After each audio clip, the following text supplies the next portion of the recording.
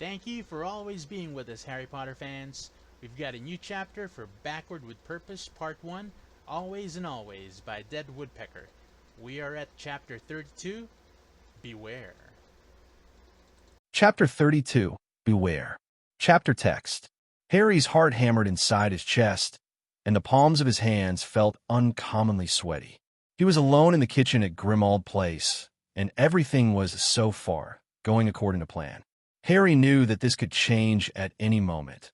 Merlin knew that almost everything had gone wrong. But Snape had provided information that Voldemort was ready to attempt to lure Harry into the Department of Mysteries that had worked. But what if the Blood Wards don't protect Percy? We should have made them as strong as they were at the Burrow. Harry could not help these thoughts, even though he knew that the wards Dumbledore had created were exactly what they needed. No one who was not a family member of Percy's, Harry, could not even enter, could penetrate the wards without extreme pain. And whatever else the Weasleys might be, they were not supporters of Voldemort. Yet Harry was frustrated and worried. Many different things clamored for his attention. He was actually least worried about the duel with Voldemort. Even if Harry was struck by the killing curse, that was hardly the worst that could happen. Indeed, every day Harry realized more and more the truth. Dumbledore had always been right. There were far worse things than death, and Harry was lucky enough to stumble across loads of them. Harry, Mr. Weasley's voice. Harry gritted his teeth.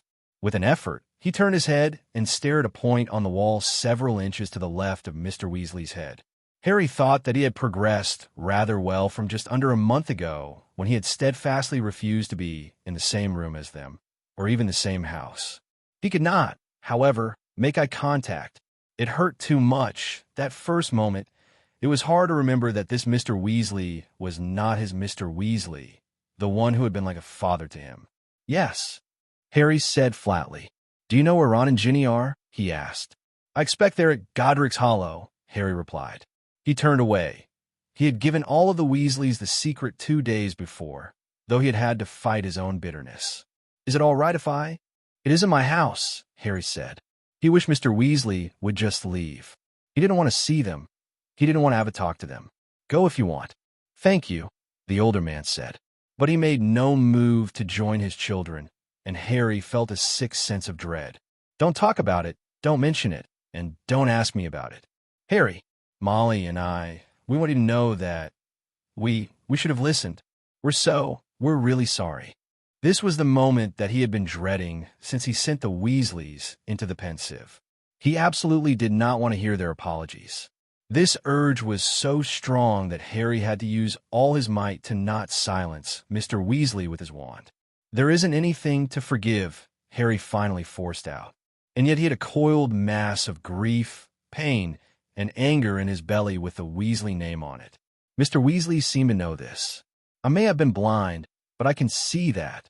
There's nothing to forgive, Harry insisted. That was the problem. Other than the way they had treated Ginny and Ron, they hadn't done anything wrong. But at the same time, they had ruined everything. There was no chance at closure, no way to resolve these issues. There could be no way of going back to the way things were, because they had never been. Harry was immensely relieved when Mr. Weasley left. He did not need another item on his plate. His invisibility cloak was still missing. Umbridge hadn't written that damn article, and Snape had been forced to carry around a Portkey just in case Voldemort found out the truth and tried to kill him. They couldn't possibly make absolute certain that it had, in fact, been the Longbottoms who had erased Dumbledore's and Snape's memories and inadvertently killed Rookwood. There were too many damn complications. And, on top of all of that, Percy was maintaining his silence. Harry looked sourly at his cup of tea. He found himself wishing, not for the first time, that Voldemort was not a damn Legilimens. Kreacher did not know a clemency. Therefore, they had to make sure that he told the truth as much as possible just in case. So Harry had placed Sirius under the Imperius curse on several different occasions. Ron had done it too, though that had been primarily just for fun. They had staged a loud discussion about how glad they were that Percy was actually on their side, and also that they had not had any contact with him since the beginning. Harry did not like the necessity of using someone he cared for as bait, and he had a horrible feeling that things would go very wrong. The next 2 days were spent anxiously pacing, pulling at hair, and being soothed by Ginny. Harry was prepared to drop everything at any moment and race off to the Ministry, this time with Ginny, Ron, Hermione, and Moody all in tow. Harry repressed the urge to send Percy a Patronus practically every 10 minutes. But the Death Eaters were watching, Harry knew, and no one wanted them to see how the Order of the Phoenix communicated. It only made things worse when Percy stopped coming to work. This had been entirely expected. The Death Eaters who worked for the Ministry were quick to cast suspicion on him. Percy had to hole himself up in his small, order-funded home. But what if? Harry wandered around Grimmauld Place, pacing and wishing that Voldemort would get on with it. It finally happened at 7 o'clock in the evening while Harry was having a shower. His scar blazed with pain, and he fell over, clutching his head. He could see Percy's face, hear Percy's screams.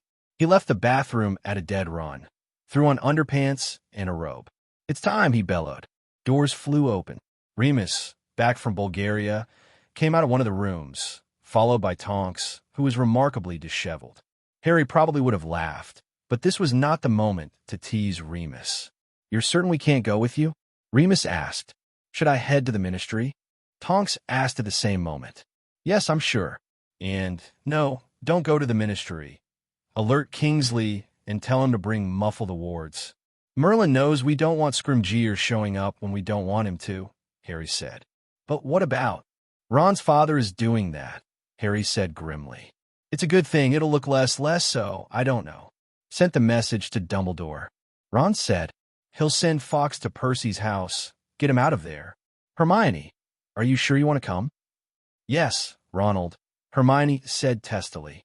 "No need to bite my head off, woman," Ron said. "Are we forgetting anything?" Harry asked.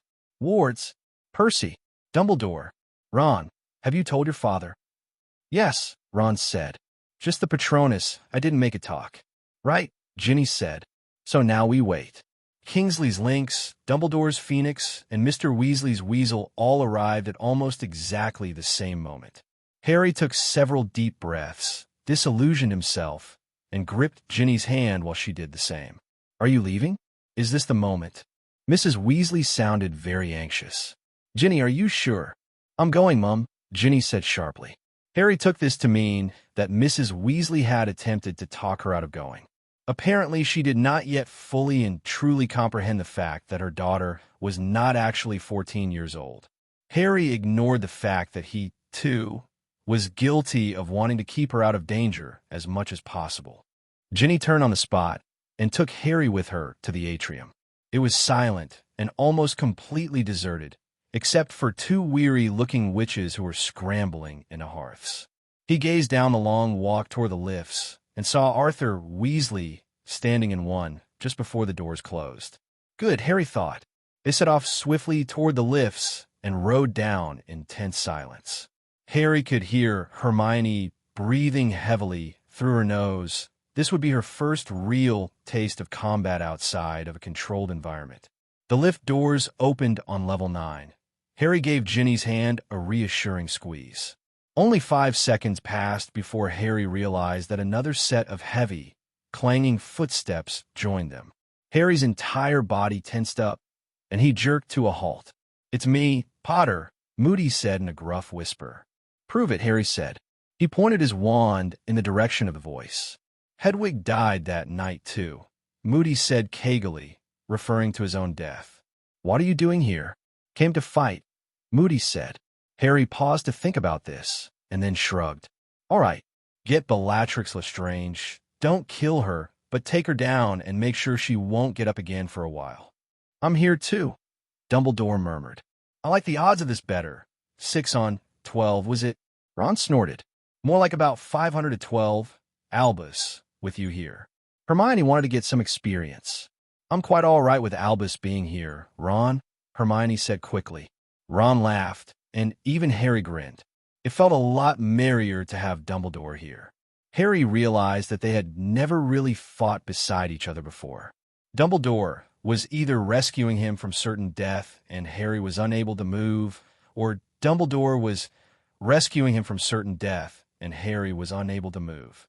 "I think this might actually be fun," Ginny mused. They stopped in front of the door that led to the Department of Mysteries. All 6 of them paused for a moment. Harry was certain that the others were thinking of the ramifications of what they did this night. Harry, who had agonized over his encounter with Voldemort last year, was confident that they were doing the right thing, and relieved that this day was finally here. Harry grasped the knob and pushed the door open. As soon as they entered the room with spinning doors, Harry immediately lifted the charm that made him invisible. The invisibility cloak would be so much more convenient, he thought sourly. The room stopped spinning, and Ginny marched forward and opened the first door she came to with her wand. It was not the Hall of Prophecy, but was the room in which the unspeakables researched time. Harry wondered what they would make of him, Ginny, and Ron using the Tears of Merlin. Harry frowned when the door that appeared next was the one that was always kept locked, where the unspeakables studied the most terrible force in the universe, love. Something tickled at his brain, but before it could form a real thought, the doors changed again, and Ginny opened it to reveal the Hall of Prophecy. They formed a loose square with Harry at the head and Ron in the rear. Ginny and Hermione walked side by side. For any Death Eaters observing them, the 4 were completely alone. Harry could not even tell where Dumbledore and Moody were. "Percy," Harry called. He tried to sound panicked, but he mostly sounded like he was trying to impersonate a girl. He hoped the Death Eaters did not notice this. "Percy, where are you?" They quickly made their way to where Harry's prophecy was. Harry thought he might have heard Dumbledore and Moody break away from them, but he could not be sure it was not the beating of his own heart. "This has my name on it," Harry said softly. Do you think this is the prophecy?" He reached out and grabbed it.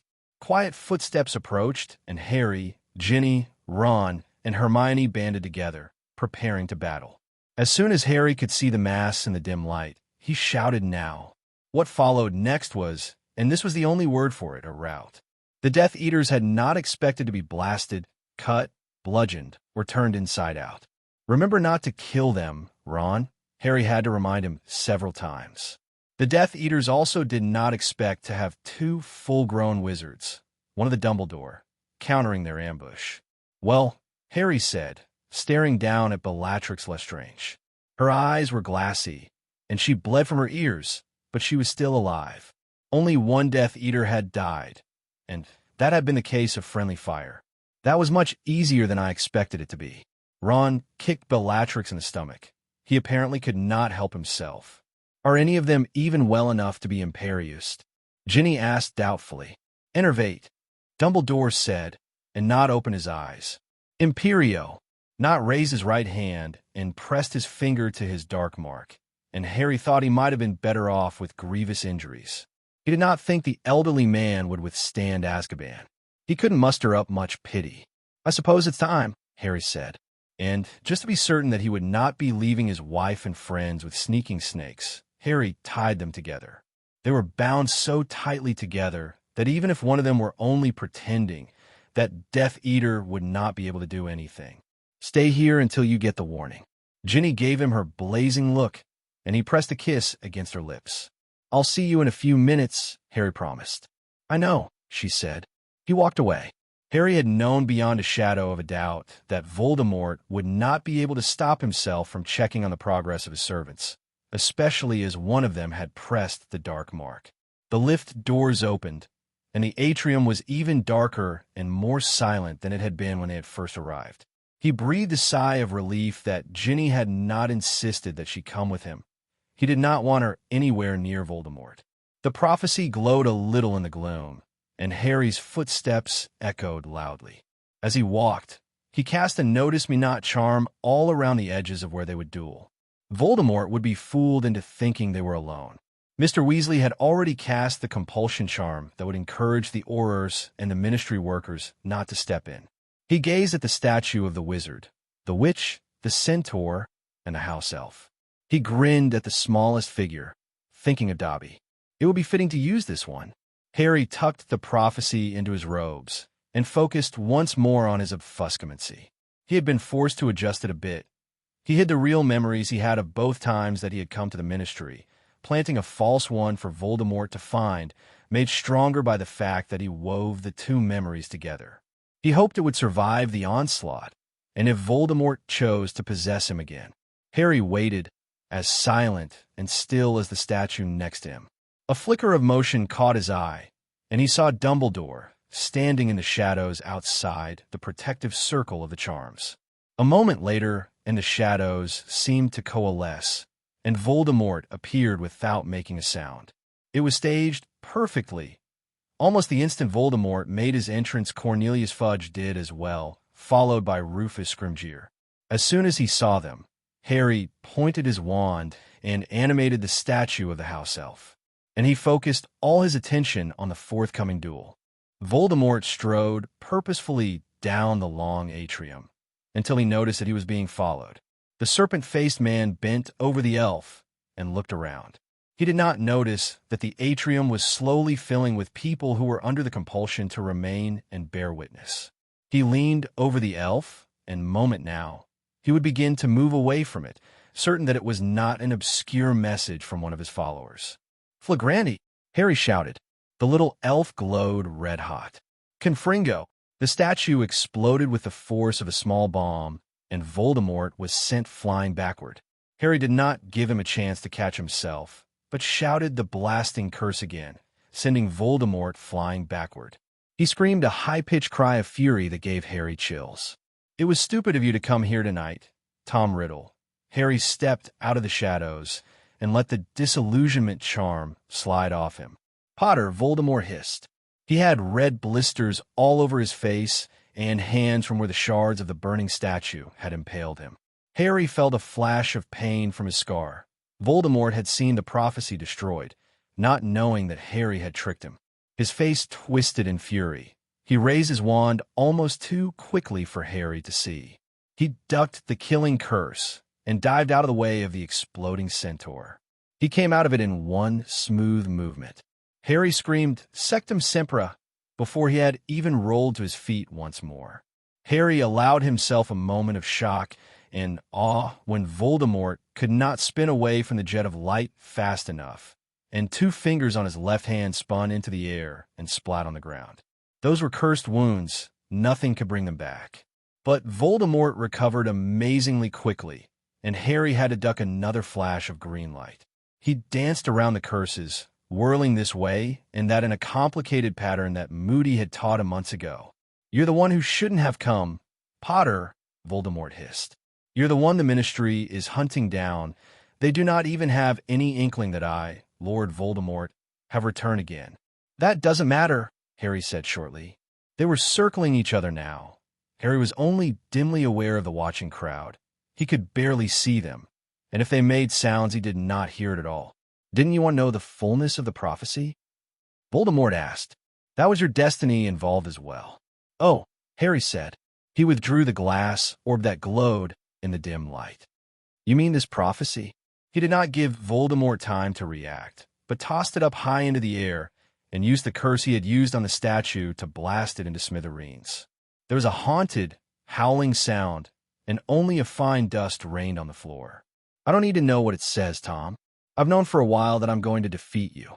Voldemort screamed with laughter and fury, though Harry could tell that he was unnerved. "You think you, a child, can defeat me?" Harry answered him by shouting Incendio, and Voldemort was wreathed in flames. It only lasted for a second, and Harry dodged another killing curse. Voldemort was breathing as heavily as Harry. He pointed his wand. A stream of gray light arced out of it, and Harry threw up a shield charm as fast as he could, but he was hit in the shoulder. He immediately felt exhaustion so intense that it was all he could do to stay standing. He partially broke the curse, but was already sweating and trembling from the effort to remain upright. Harry felt a dim surge of anger. Voldemort had deliberately weakened him. If that isn't cheating, he decided in an instant that this was all he needed from Voldemort. He flicked his wand, and let the Notice Me Not charm that kept Voldemort from seeing the crowd that had amassed in the atrium fall. The red eyes widened, and he hissed in anger. Then he turned on the spot, his cloak billowing out from him like a piece of darkness, and vanished. Harry sagged to the floor, more exhausted than he had been in a very long time, and possibly not at all in this body. It took minutes for him to catch his breath. The atrium was totally and completely silent, as though someone had cast a charm. The fact that Harry Potter had just dueled Voldemort appeared to have made a great number of people speechless. Harry looked at Dumbledore out of the corner of his eye. He got the impression that the older wizard wanted to start cheering. Several long moments passed, and still no one moved. Harry shifted his weight from one foot to the other, starting to feel a little nervous. Were they going to try to arrest him? If they tried, he was going to have to put his foot down. Voldemort is back. Harry stated the obvious. Fudge gaped, sputtered, and opened and closed his mouth like a fish. Mr. Weasley stood right behind him. Harry noticed. He was grimly satisfied that the man's compulsion spell had worked well enough that the Aurors had not attempted to curse Voldemort. Amos Diggory and Cedric were familiar faces in the crowd. He wondered if Mr. Weasley had had anything to do with that. Harry shouldn't be surprised that Cedric now worked for the Ministry. Bright boys and girls who were skilled with magic often did. It appears, Dumbledore said slowly, that we might owe Mr. Potter a rather large apology. D.D.D. Dumbledore. Fudge whispered. That was you-know-who. Harry turned away and rolled his eyes. Yeah, he said. Voldemort's been back since June 24th. You know, the night you lot decided to arrest me. Dumbledore gave him a very, very sly wink. It went unnoticed by any of the others. I take it that you used the Imperius curse on young Mr. Diggory to protect him? But what about Moody, with his impeccable timing, chose that moment to shove through the crowd. A mad Death Eater was impersonating me, he growled, amidst the cries of shock and gasps. But the crowd quickly fell silent, wanting to know the truth. Don't know which one, never saw him. But the wizard who died in a maze was the Death Eater, not me. But how do we know? A young Auror began. You know of any ways to impersonate a dead man? Moody growled. Honestly, DeWitt, you ought to have studied Miss Abernathy a little less in concealment and disguise a little more. It's DeWitt said, Odd. That's Mad-Eye Moody.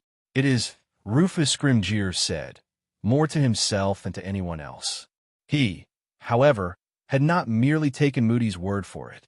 He'd cast a spell that Harry did not know, but if it detected whether or not someone was using magical means of disguise, he probably ought to, and Moody's body had briefly flared blue. Polyjuice won't work like that. Not with a dead man. Thought it was a bit funny that he got himself killed by a blast-ended Scrut. But how? How did you get your eye back? I didn't, Moody said gruffly. I made a different one. Scrimgeour nodded, though he was still frowning. Moody's eye spun. Several employees were slipping away. Harry had a good idea that they were leaving to apparate to Voldemort. He was glad that Moody was marking them. Perhaps they would have new names to add to the list they had created of Death Eaters who had infiltrated the Ministry. I assumed that you were captive somewhere. Scrimgeour pushed. Moody said. I was held under the Imperius curse and kept in my own trunk. I was moved the night before the final task. Thank Merlin, or I would have starved to death, and once the Death Eater died, I was able to escape. Harry listened as Moody lied fluently. An odd thought struck him. He remembered years and years ago before the destruction and Voldemort's defeat. Aberforth had said that Dumbledore kept his secrets close to him. Harry was doing the same. He was glad that he had been able to pull it off so far. And he was very glad that he knew so many good liars. Like Dumbledore. Harry, he said softly, I cannot even begin to express my regret. It didn't even occur to me that things were not as they seemed. I confess that I was swept away. Harry could see Fudge nodding like a sycophant after every 2 words, and would have had to work hard to suppress his grin had he not been so exhausted by the fact that the prophecy hinted at a terrible power. But, and I think that I speak for all of us, after what I have just witnessed, I think we can assume that the terrible power might actually be a good thing. If Hermione finds a way for me to survive, Harry thought. So now I'm all right? Harry asked harshly. He swayed on his feet and only hoped that no one had noticed. He looked over the crowd. Where are Ginny, Ron, and Hermione? As if Harry's thoughts had summoned them, Ginny and Ron appeared and shoved their way through the crowd. Hermione was a few steps behind them. There were more gasps and cries of shock. Take a good look, Dumbledore, Harry said. It's been 4 teenagers and Mad-Eye against Voldemort. For an entire year. You could have come forward, Dumbledore pointed out. I would have been arrested on sight, Harry countered. He put his hand on Ginny's shoulder when she reached his side. He did this to assure himself that she was in one piece, and also to help him stay upright. She was very pale. No one would have bothered to listen to me. And don't try to deny it. Now, Harry, Fudge began jovially. Certainly we would have believed you. Don't lie, Harry said, not even glancing at him. Sparkling darkness sought to claim him, and Harry wanted nothing more than to fall into his bed. He wondered what that spell had been that had weakened him so. Was there a way to counter it? Listen, you're not still sending me to Azkaban, are you? Good. In that case, I may be able to set aside some time to talk about this last year. But first, I'm going to bed. But surely you won't go back to Hogwarts. Fudge said, there's no need for you to, stay away anymore. And I'm certain the Weasleys. Fudge glanced at Ginny and Ron. Harry almost pitied the man. He looked so completely lost. Will want to see you. Dreadfully upset, they were. No way in hell, Ron said flatly. I'm not going anywhere near my mother and father. Neither am I, said Ginny. Fudge opened his mouth, but Harry cut him off, hoping that politeness might do the trick. I'm very sorry, Minister, but I'm barely standing up. I'm leaving, but I will owl you in the next few days. Harry was pleasantly surprised when the crowd parted and let him through. He did not have the strength to apparate. He didn't think. They would have to flew to Grimmauld Place. His eyelids felt like they had weights on them. Ginny murmured a spell, and Harry felt slightly better. Well enough to walk on his own 2 feet to his bed, anyway. Oh! Hermione's eyes rounded, and she whirled around to face the Minister. There are Death Eaters in the Department of Mysteries. You might want to take them to Azkaban. Grimmauld Place, Harry whispered. He had the impression of stunned and awed faces before he whirled through green flames to the basement kitchen of his godfather's family home. He stumbled out of the hearth and landed on his knees. Mrs. Weasley, who had been sitting at the table, obviously waiting for them, made a sudden movement as if to help, but stopped herself.